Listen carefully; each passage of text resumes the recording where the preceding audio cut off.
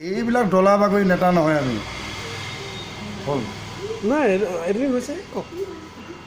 মই হিমন্ত বিশ্ব শৰ্মা নহয় অসমৰ থলুৱা জনসাধাৰণক লৈ অসমীয়া সংঘাক লৈ মই আল্টু পাল্টু বকিব নোৱাৰোঁ কাৰণ সেইবিলাক আজিকালি পাল মৰা মন্ত্ৰীবিলাকহে কৰিব পাৰে যিবিলাকে কালি কংগ্ৰেছ আজি এই বিজেপি কালিলৈ AGP কালিলৈ CPI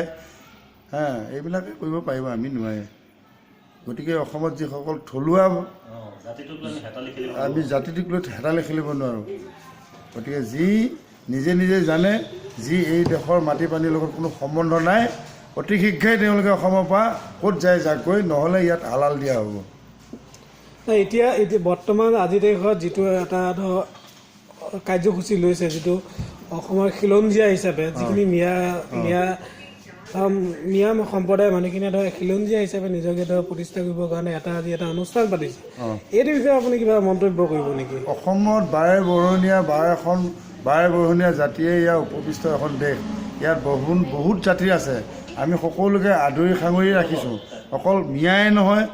আদিবাসী সকলো আছে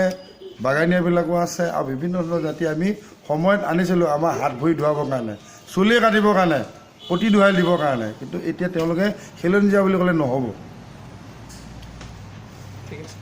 ঠিকে আছে